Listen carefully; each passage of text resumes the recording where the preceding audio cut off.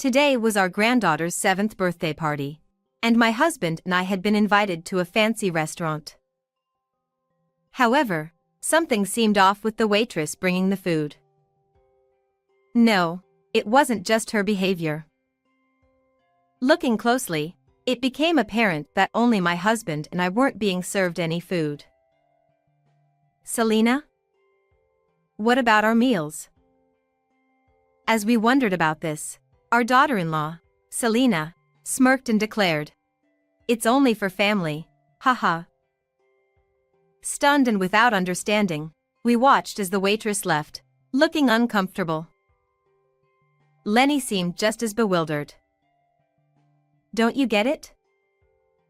With a sigh, she wore a defiant smile. In response, Selena's parents also smiled creepily, looking down on us. Why did they despise us so much? Both my husband and I were deeply hurt by this.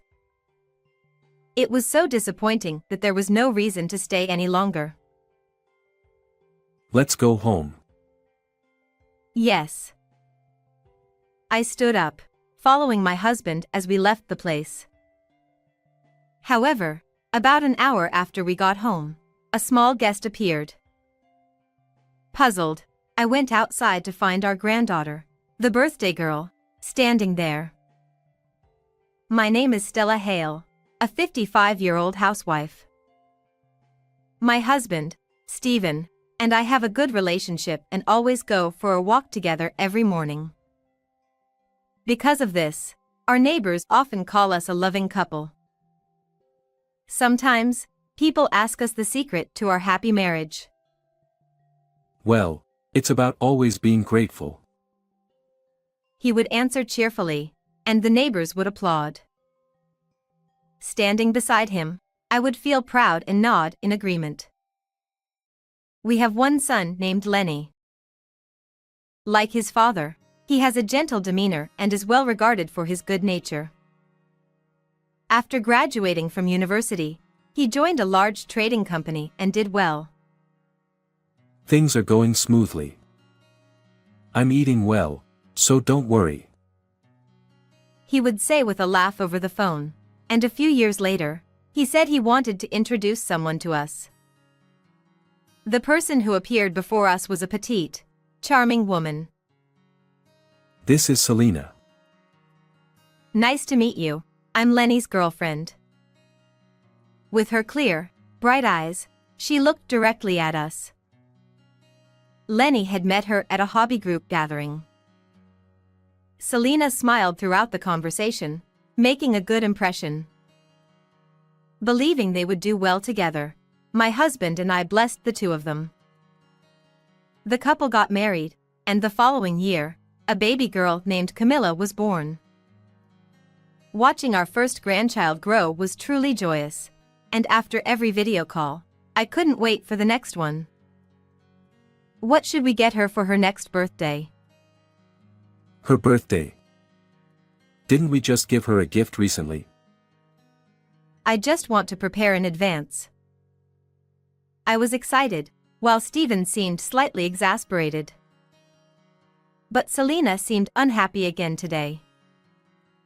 Indeed, she had worn a friendly smile when we first met.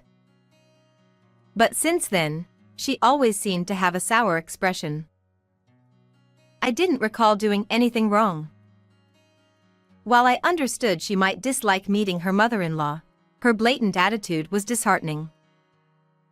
Moreover, she subtly looked down on my husband and me. Lenny worked at a prominent international trading company in the city and occasionally went on overseas business trips. In contrast, we lived in the countryside, growing our own food and leading a simple life, which might appear humble to outsiders. "Stella, you live such a shabby life," she had once said, looking down on us. But my husband and I never thought our lives were shabby. You might see it that way. I smiled, brushing it off. After all, everyone has different values. Lenny didn't know about this. I didn't want to speak ill of the person my son chose, and there was no need to reprimand her. When I brushed it off, Selena started looking down on us even more. I didn't understand what drove her to act this way, but it made me sad sometimes. On the other hand, Camilla was different. When she was about to graduate from kindergarten, she once called to thank me for a picture book I sent her. Grandma, thank you for the book the other day. Her childlike gratitude made me feel her growth and almost brought tears to my eyes. You're welcome, read it a lot. Camilla was gentle and kind to everyone. She got along well with me and Stephen. But Selena didn't seem to like this, and that day's call ended quickly. Camilla, you have your lesson. Time to end the call. Camilla had little time to play, being involved in extracurricular activities like English classes, swimming, and piano lessons. Selena wouldn't allow her to have much free time. Camilla, do you enjoy your lessons? Once, when they visited, I asked her this while Lenny and Selena were out. Every day is so busy, it's hard. I remember being shocked by her response. A child of only 5 or so spoke like an adult. Perhaps that's why she seemed to relish the freedom when visiting us in the countryside. The lack of free playtime was probably stressful for her. When Camilla turned 7, we were invited to her birthday party by Selena. The venue was a fancy restaurant famous for its fish dishes. The room we were shown to had a black-themed table and chairs, with chic wall decorations. At the table, Selena's parents sat neatly dressed, backs straight, seemingly oblivious to our presence. Despite our arrival, they remained still, a tense atmosphere lingering. Lenny and his family arrived late, completing the group. Once everyone was present, the waitress started bringing out the food. But after a while, she seemed to check something with Selena. Only our meals were missing. Selena? What about our meals? As we wondered about this, she smirked and declared, "This is only for family, haha." Instantly, Selena's parents burst into laughter. Stunned and without understanding, we watched as the waitress left, looking uncomfortable. Lenny seemed just as bewildered. Ignoring him, Selena stood up and addressed everyone with her bright eyes. "Thank you all for gathering here today for our daughter." She bowed gracefully, and her parents applauded. She continued, "Our daughter has turned 7. It's a milestone, so I want to clarify family relations." Selena. What do you mean by clarify? She ignored Lenny's question and turned to us, speaking coldly. "I have a request for Stella and Stephen." "A request?" What are you talking about? "I want you to cut ties with Lenny and separate from us." We were speechless. What is she talking about? She explained that the reason she invited us today was to tell us this. In response, Lenny was outraged. He stood up with a clatter, speaking in an angry voice. Selena. I wasn't told any of this. What did my parents do? Lenny, please calm down. You're scaring Camilla. He glanced at Camilla next to Selena, who was looking at him with frightened eyes. Noticing this, he managed to suppress his anger and sat down quietly. But now my husband wouldn't stay silent. Cut ties with Lenny. What on earth for? Don't you get it? She sighed, then smirked defiantly. There's no choice, really. In response, Selena's parents also grinned ominously. They had those eyes that looked down on us. Selena. Explain. Why do I have to cut ties with my parents? You know my family runs a business, don't you? Of course I know. So what? We're upper-class people. But those two. She pointed at us with her chin and continued. They live in an old house, in the countryside where buses only run a few times a day. So what? That's why having poor relatives like them is embarrassing. I was left speechless. Stephen seemed to be the same, staring silently at Selena. Her tirade continued, detailing how unpleasant it was every time Lenny visited home. How miserable she felt spending time there. How walking down rural roads and dealing with the inconveniences of country life was unbearable. Complaints about frogs and insects followed. Finally, she brought up Camilla, lamenting the lack of a piano and an environment suitable for her lessons. She even claimed that living there would surely delay Camilla's development. Camilla seems fond of Stella and the others, but... She glanced at us briefly, then continued. Frankly, this is bad for Camilla's education. Her words, said with a frown, shocked Selena's parents, who exclaimed, "How could they?" They immediately started insisting Lenny cut ties with us. Neither Stephen nor I had any words to respond. We did live a rural life, but never expected such blatant rejection. Where we live is our choice. No one has the right to scorn us for it.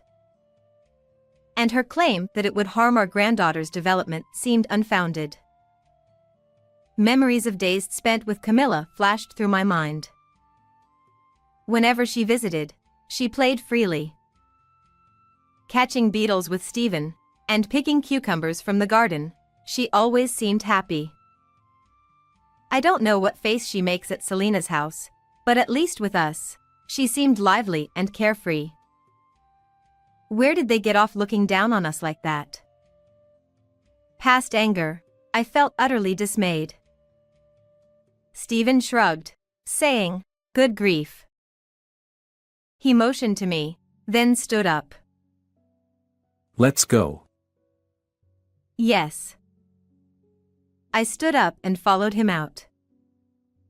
As we left, we heard the jubilant voices of Selena and her parents. Finally cut ties with the poor folks. Endured 7 years, they said. Poor folks. That word deeply hurt both Stephen and me. It was clear that was how they saw us all along, and it saddened me deeply. I wonder what Lenny will decide. Yes. Whether he'll really cut ties with us. If Lenny decided to cut ties with us, we would accept it. We discussed this on the way home. The only regret was not being able to see Camilla anymore.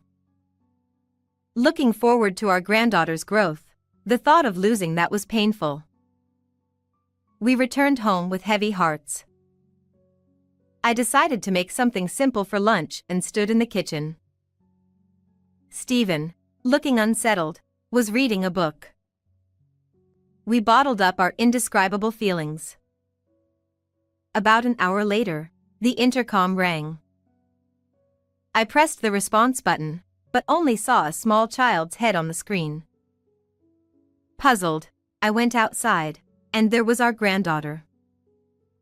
Camilla? She smiled broadly and hugged me. Grandma. I came with Daddy. Startled, I looked behind her to see Lenny standing there, looking unexpectedly refreshed. Mom, I'm sorry. I've decided to divorce Selena. What are you saying? I was surprised and somewhat shaken. We invited Lenny and Camilla inside to hear his story with Stephen. After you left, I was so furious I confronted them. As Selena and her parents celebrated cutting ties with us, Lenny yelled at them to stop insulting his parents. They looked at him as if he was speaking nonsense. He explained to them that his parents were not poor. In fact, we had assets worth billions, from real estate investments. We manage various properties, leasing them to individuals and businesses in need. Not just in this rural town, but also in the city and even distant regions. Selena turned pale upon hearing this. No way. Then why do they live in such a shabby house? Disbelieving, she stammered. Her parents were also bewildered, asking Lenny why. I told them, unlike you, my parents don't like a lavish lifestyle. Indeed, Stephen and I prefer a minimalist lifestyle. Simply put, we live with only what we need for comfort. Our home, transportation, possessions, and clothing are all minimal. To them, our lifestyle might appear simple. But that doesn't give them the right to call us poor and insult us. I told them I was disappointed in their behavior. So, you declared a divorce? Yes. I couldn't believe how they thought of you. But it didn't end there. Selena and her parents went into a frenzy, refusing the divorce. Why didn't you tell us sooner? I didn't think it was worth mentioning. We intended to manage on our own. What are you saying? Bring them back. You were the ones who wanted to cut ties. You're siding with them. You're my husband. Her parents kept complaining that this wasn't supposed to happen. Eventually, their faces were turning pale. I was horrified thinking about what they would have done if they knew earlier. What happened next? Then Camilla spoke up. Mom, stop, she said. He stroked Camilla's hair, recalling the moment. Her voice silenced everyone. Just turned 7, she watched her parents' ugly argument, tears in her eyes. Mom, why are you saying such terrible things? Grandma is kind. Camilla, it's for your sake. You always say it's for me, but you never actually see me. What? You're always selfish, Mom. When have I ever? I hate you, Mom. I want to be with Dad. She clung tightly to Lenny's leg, refusing to let go. Selena and her parents desperately tried to calm her down. But she only grew more resistant. I want to go back to Grandma's house. The commotion brought back the hostess. Seeing the child clinging to her father while Selena and her parents crowded around must have looked suspicious. It was almost a situation where the police might have been called. But Lenny, holding Camilla, quickly left the restaurant, saying, "My daughter isn't feeling well." What happened to Selena and her parents afterward, we don't know. On the way to this house, my granddaughter revealed an unexpected truth to her father. Her mom, Selena, was forcing her into lessons and planning to increase them even more. Both Stephen and I were shocked. Even for gifted education, that would be too much for Camilla's body to handle. With tears welling up in her eyes, she looked down and said nothing. She must have been suffering under Selena's educational policies. From that day, the two of them started living in this old house. As we gathered their clothes, bedding, and other necessities, several days had already passed. We thought we wouldn't see Selena and her family again, but unexpectedly, they suddenly visited. Everyone gathered in the living room, and I sensed something was off with Selena and her family's desperate expressions. There was none of the composure they had last time we met. "We're here to ask you to withdraw the divorce from Lenny." She began with this and started explaining their current situation. Their business was failing, and their finances were in dire straits. Yet, they were still spending money to maintain their affluent lifestyle. They had almost no savings. That's when they set their sights on Lenny's income. He worked for a foreign trading company and had a stable and high income. So, they intended to siphon off his earnings entirely. Siphon off is such a harsh term. We just wanted him to help with our household finances. What do you think of our son? He raised his voice in rare irritation. "Weren't you counting on my husband's earnings as well?" she said smugly, although it was completely off the mark. Why would we rely on our son's income? Living in such a shabby house, it's not surprising to think that, is it? She thought it was terribly wasteful. So you schemed to cut me off from my parents? That's crazy. Please don't say that. I'm reflecting on my actions now. Lenny firmly refused to retract the divorce. Their miscalculation was not knowing that we, his parents, also had significant assets, even more than Lenny. They seemed to want to reconcile with Lenny to get their hands on our inheritance. My husband and I exchanged surprised glances at their obvious motive. To them, it might be just money, but it's our precious savings. It's for our retirement and to be passed on to Lenny and Camila's future. The thought of it being squandered made me increasingly angry. I'm sorry, but we have no intention of giving you our inheritance. What?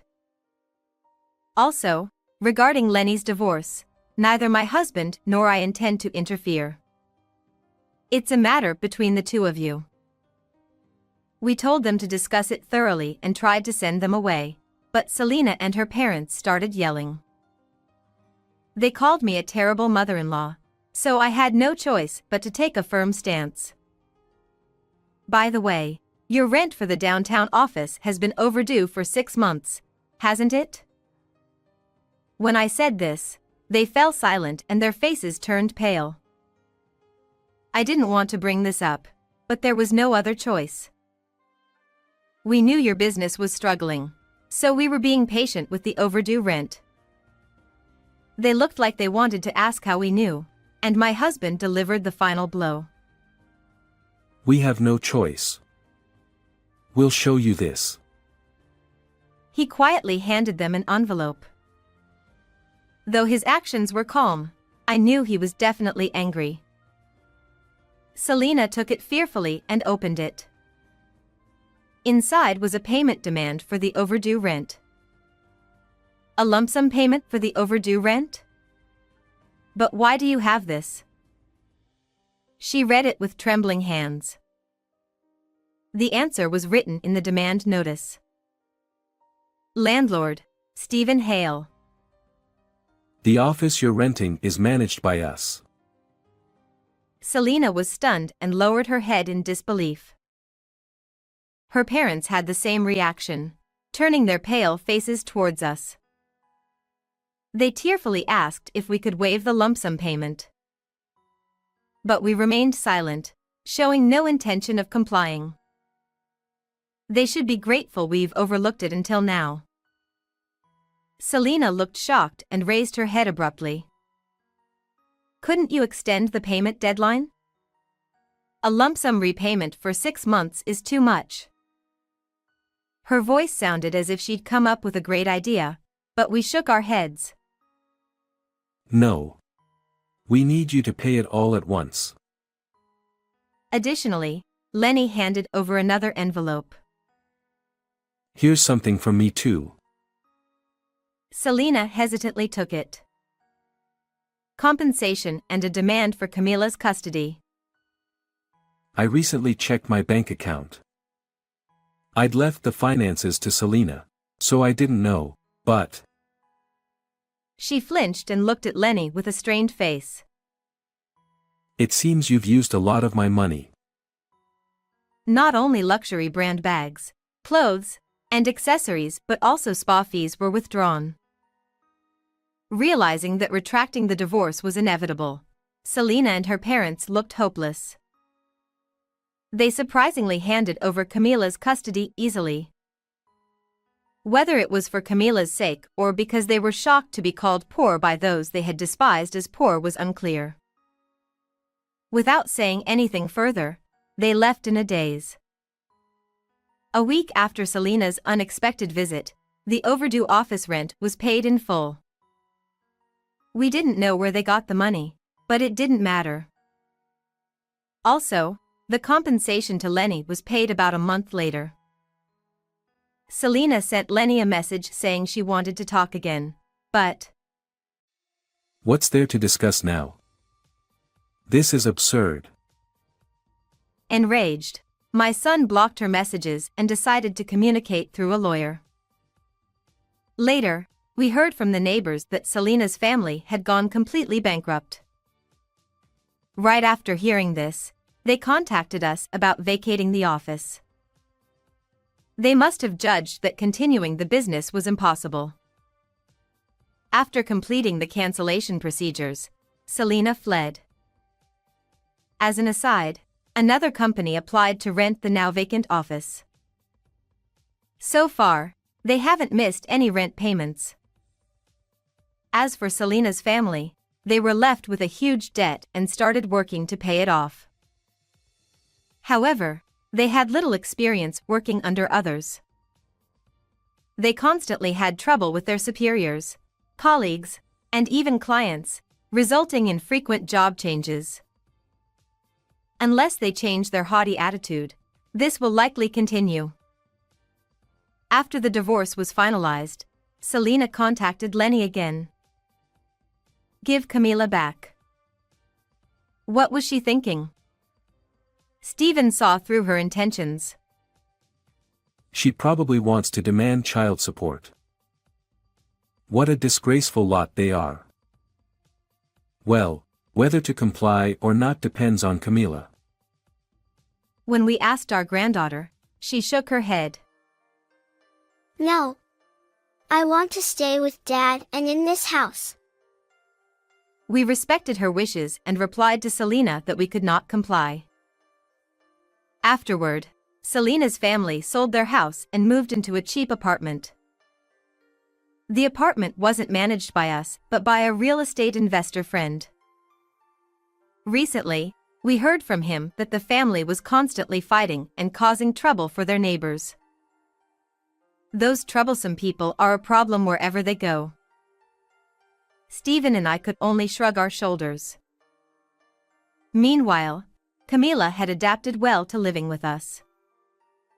Even when she had to transfer schools, she showed no displeasure, rather, she seemed happy. She had stopped all her extracurricular activities. English conversation, swimming, and piano didn't seem to interest her much. She started spending more time with her new friends. A little before summer, she said something surprising. Grandma, I want to join the Girl Scouts.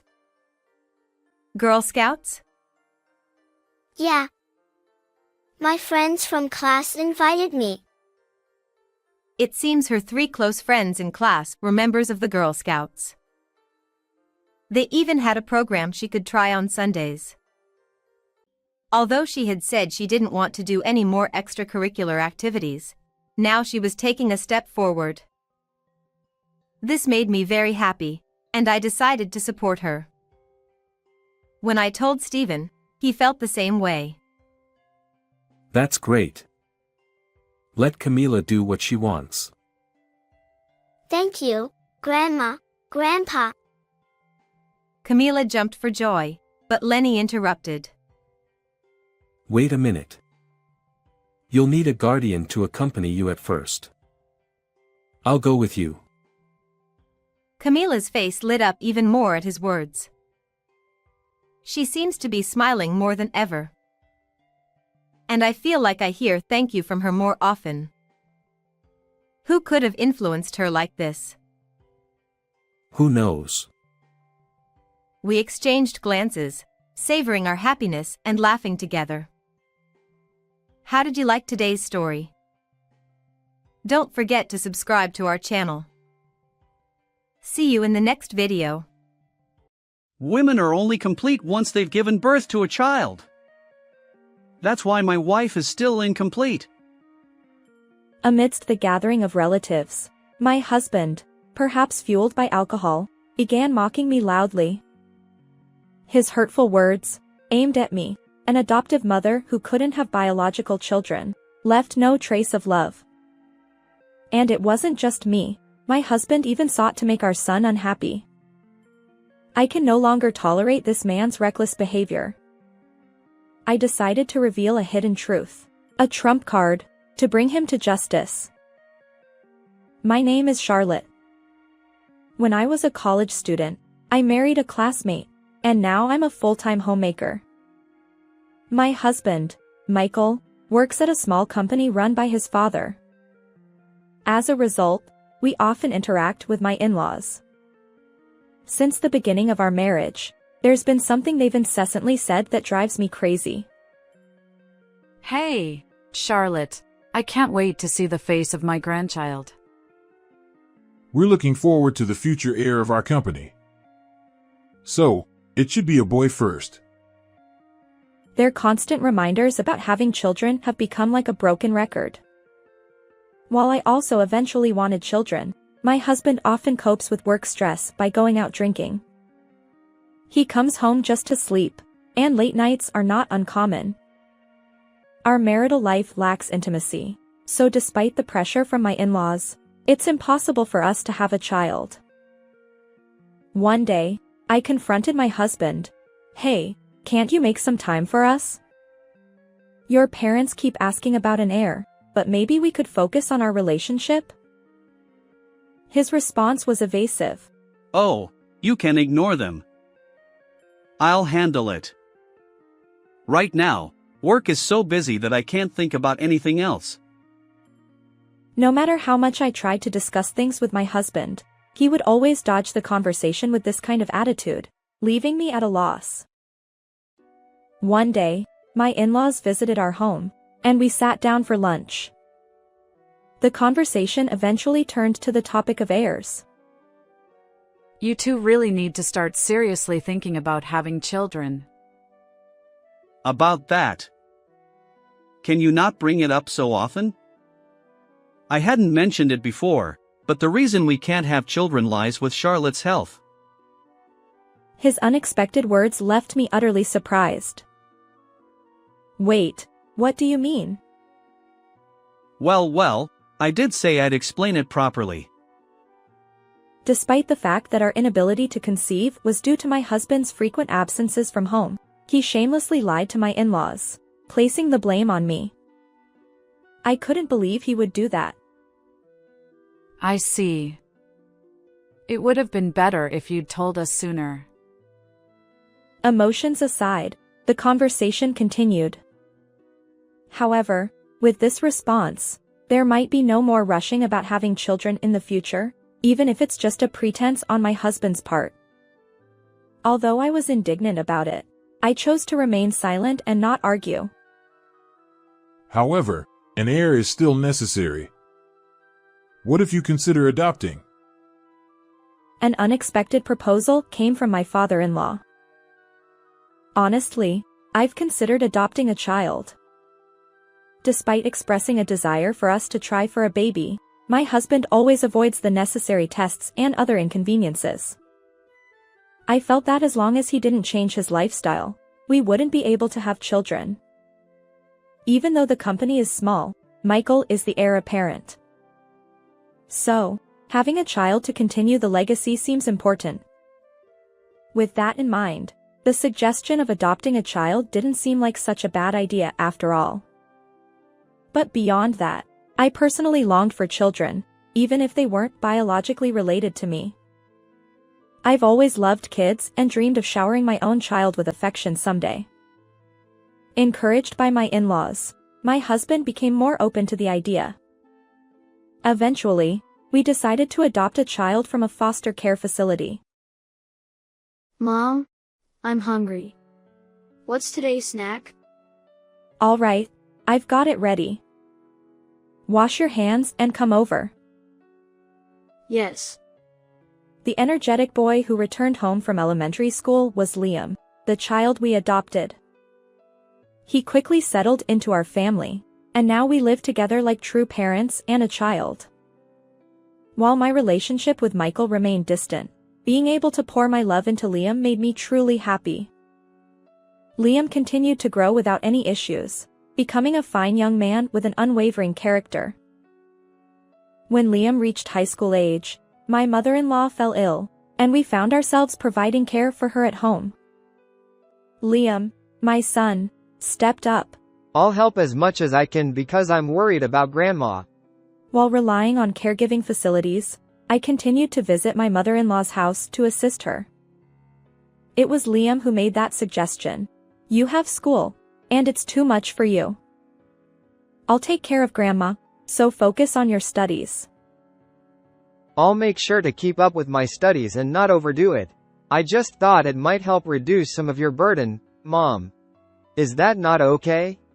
Feeling that Liam wants to help each other as a family, I decided to ask for assistance within the limits that wouldn't interfere with his studies. After school, Liam would head to my mother-in-law's house, actively helping with her care. His commitment went beyond mere familial duty. He genuinely cared about her well-being. I'd always known him to be kind-hearted, but he tackled even the less glamorous tasks with a smile. My in-laws adored him like a true grandchild. Thanks to our combined efforts, my mother-in-law's physical limitations improved over time. Although she still faces challenges, she can now manage her daily needs independently. Liam expressed his joy. I'm glad Grandma is feeling better. As Liam entered his last year of high school, he opened up about his future plans during a discussion about career paths. It seemed that caring for his grandmother had influenced his decision. When I helped take care of Grandma, I realized something. I want to study welfare in college and assist elderly individuals in their recovery. His words surprised me, but they also reflected his kind-hearted nature. I assured him. Understood. I'll support your dream. When I shared this with my in-laws, they were equally impressed by Liam's determination. However, there was one dissenting voice. The only person opposing Liam's chosen path was my husband, Michael. Being a caregiver doesn't pay well. I won't allow it. Besides, we took you in to be the heir to our company. I appreciate you taking me in when I had nothing, but my career choices are mine to make. Liam, usually compliant with his father, stood his ground this time. The tension between father and son escalated. Do as you please. But I won't pay for your education. Clearly displeased with Liam's decision, my husband's relationship with our son turned icy. As Liam pursued a degree in welfare at a university, my husband adamantly refused to provide any financial support. Feeling at a loss, I received an unexpected offer from my in-laws. Our precious grandson's future is important to us. We'd like to support him. And what about Michael? He's done nothing. No parenting, no caregiving. It's embarrassing, even as his father. Both of them seemed exasperated by their son's behavior. After successfully graduating from university, Liam obtained his caregiver certification and began working at a care facility, just as he had hoped. Although I felt a tinge of loneliness as he moved out to live on his own after graduation, I couldn't help but feel proud of him for dedicating himself to a meaningful profession. Despite the challenges, he finds fulfillment in his work every day.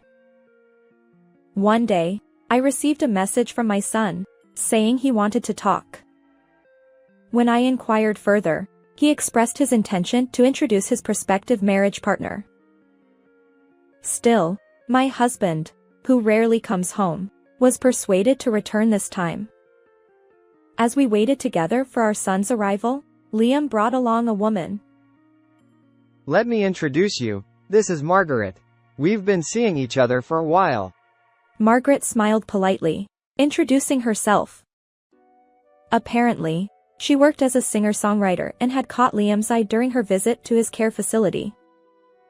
Their relationship had blossomed since then. My first impression of Margaret was that she was gentle and refined. Perhaps Liam was drawn to those qualities as well. My husband, who rarely engaged in conversation, surprised me by asking Margaret about her music. He delved into details, curious about her genre and favorite songs. As Liam revealed their plans for marriage, neither my husband nor I had any objections. Instead, we offered our blessings to the couple. After some time, Liam and Margaret officially registered their marriage and held a wedding ceremony. My in-laws attended the wedding, genuinely delighted for their grandchild's happiness. He's got himself a good wife. Truly my son. Since high school, my husband and son have had a strained relationship regarding their career choices. However, on the day of the wedding, my husband surprisingly praised our son. Perhaps age had softened him. To save up for their future home, Liam and Margaret decided to live with us for a while after getting married. I was happy to have my son back under the same roof, and Margaret, unlike many young people these days, didn't mind living with us. 3 months after the wedding, Margaret's pregnancy was confirmed. I accompanied her to doctor's appointments, knowing that first-time pregnancies could be nerve-wracking. One day, my husband returned home, possibly a bit tipsy, and made a hurtful comment. Unlike you, who couldn't have children, Margaret is exceptional. Normally, I'd let such remarks slide, but this one struck a nerve. What do you mean? You've always blamed me for not having children, but maybe your absence from home is the real reason. If you had more feminine charm, maybe I'd come home too. It's your fault. Despite my rebuttal, my husband remained steadfast in his belief that I was to blame. You're just useless no matter what you do. Learn from Margaret. Afterward, my husband continued to belittle me and repeatedly praised Margaret. Strangely, I began witnessing him visiting Margaret's room frequently. It struck me as odd. Why would he repeatedly visit our son's wife's room? When I confronted him about the lack of delicacy, he nonchalantly claimed that it was natural for a father-in-law to be concerned about his pregnant daughter-in-law. However, since the time we adopted young Liam, my husband consistently maintained that child-rearing was women's work, and he had no intention of helping.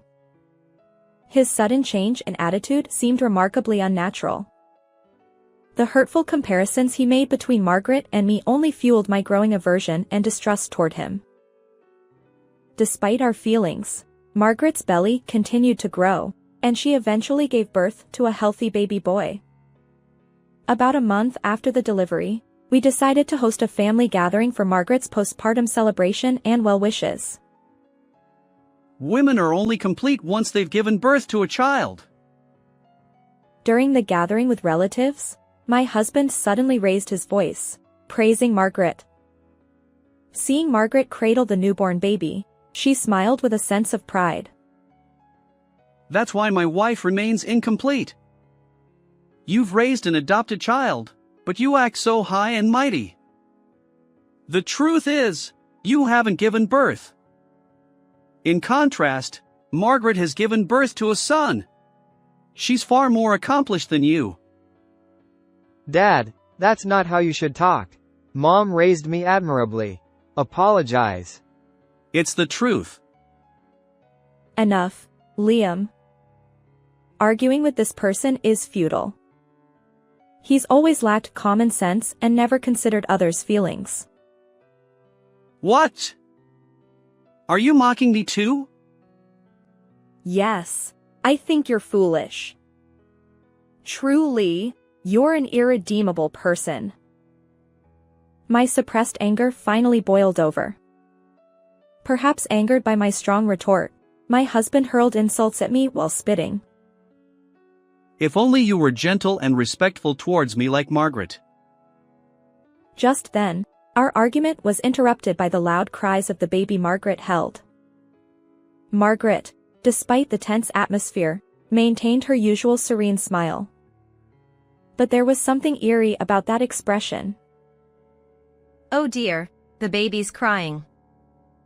There. Let Daddy hold him. She turned to Liam, who was sitting next to her, ready to hand over the newborn. Just as Liam reached out to take the baby, I steeled myself and addressed everyone present. Wait, the child's dad isn't you, Liam. Margaret, dear, can you confirm? Margaret remained deadpan, not uttering a word. Liam, bewildered, asked. What do you mean, Mom? Exactly what I said. The child's dad isn't you. Liam persisted. But, then whose child is it? I fixed my gaze on the man who had hurled insults at me earlier. Michael, it's yours. My tone was resolute, and my husband suddenly stumbled over his words. What are you talking about? You can't just make up lies like that.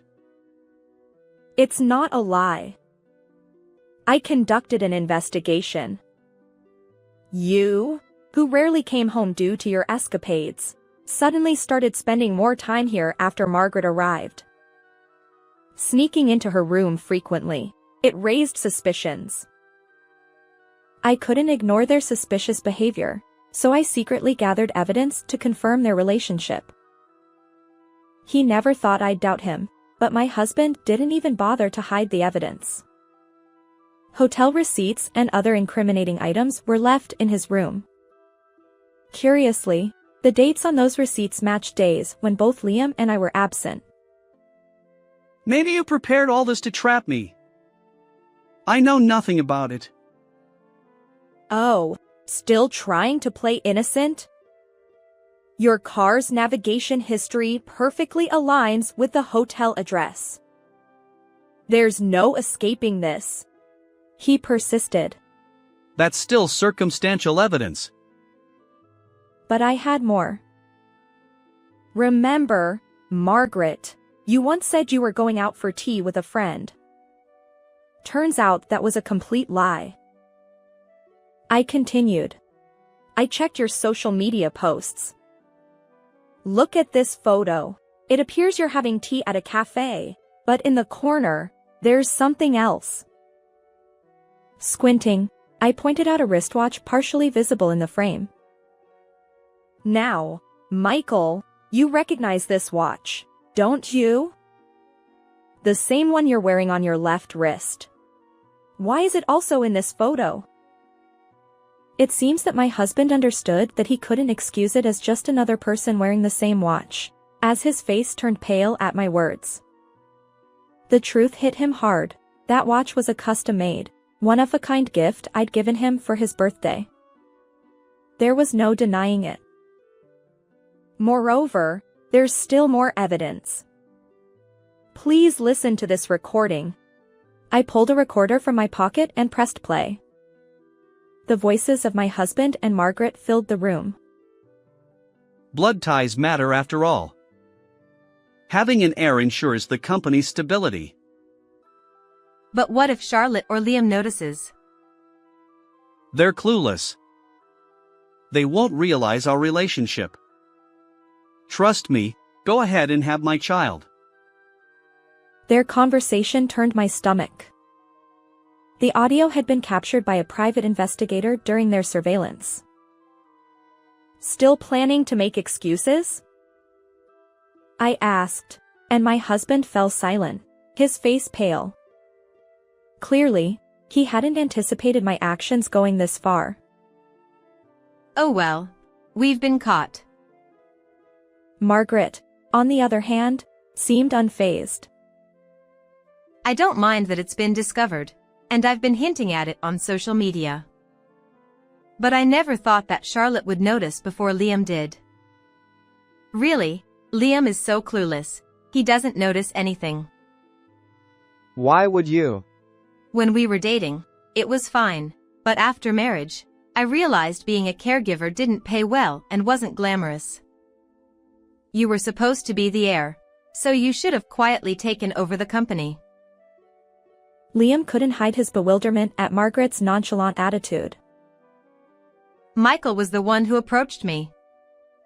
Besides, Charlotte is already a complete old hag, so a younger woman like me is much better. Wait, can't you keep that to yourself? Desperate to stop her, my husband's efforts were futile. Margaret just laughed, knowing everything was already out in the open. She continued. Michael was the first to suggest it. He said there was no love for Liam or Charlotte, so eventually, they'd be pushed out. So, I thought, why not bear Michael's child? Even if it's a small company, becoming the president's wife has its perks. And you think that justifies your actions? Charlotte is a housewife, and Liam has no connection to the company. They have no authority to blame me. Besides, Michael will pay alimony, so why don't you both leave? Right. I've already produced an heir, and you're both expendable. Charlotte, we're getting divorced, and I'll remarry Margaret. Realizing he had no more excuses, my husband joined Margaret in demanding a divorce from me, their triumphant expressions evident. But an unexpected figure, who had been silently observing, finally spoke up. Have you all misunderstood something? Who said we'd let those who deceived my precious daughter-in-law and grandson inherit the company? His stern expression conveyed his anger. What are you talking about? My biological child is obviously a better heir than Liam. That's the misunderstanding. Our company is meant to end with my generation. All this talk of heirs and bloodlines. It's just your assumptions. Ending the company? What are you saying? This isn't what we agreed upon. Margaret, who had been smirking, suddenly erupted in hysteria. Did you think I hadn't noticed that you're slacking off at work? Useless? While I wouldn't hesitate to entrust the company to Liam, I won't sacrifice my grandson's dreams just to keep the company afloat. According to my father-in-law, my husband had been taking advantage of his position as the owner's son and not putting in much effort at work. Seeing this attitude, my father-in-law gave up on passing the company down to him and decided to close it during his own tenure. But how heartless to make such a decision without telling me. What are you saying? If you had worked diligently and prioritized your family, we wouldn't be in this situation. It's all your own doing. My husband fell silent, unable to argue further under my father-in-law's stern reprimand.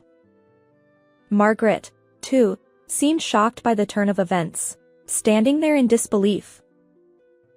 Eventually, unable to withstand the cold stares from other relatives, the two of them hastily left the scene. As for my husband, his scheming was exposed, and he ended up losing his job.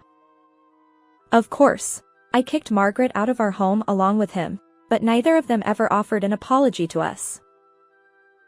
I heard through the grapevine that my ex-husband attempted to find a new job after our divorce. Unfortunately, lacking significant qualifications and work experience, he struggled to secure a full-time position and ended up doing day labor jobs. Their child has been entrusted to Margaret's parents, and it seems that she herself works at night. The relationship between my ex-husband and Margaret has become strained, and it seems like divorce is imminent. Despite our divorce, I've maintained a relationship with my in-laws. They apologized for pressuring me to have an heir in the past. But thanks to that, Liam a wonderful son, became part of my family. So, it's all okay. I reassured them with a smile, and they tearfully agreed. Liam, though initially affected by the incident, is resilient. I believe he'll eventually find someone he can truly trust. While there's no blood connection between me, my in-laws, and Liam, we consider ourselves a family and will continue supporting each other. How did you find this story? If you enjoyed it, please consider subscribing to our channel. Let's meet again in the next video.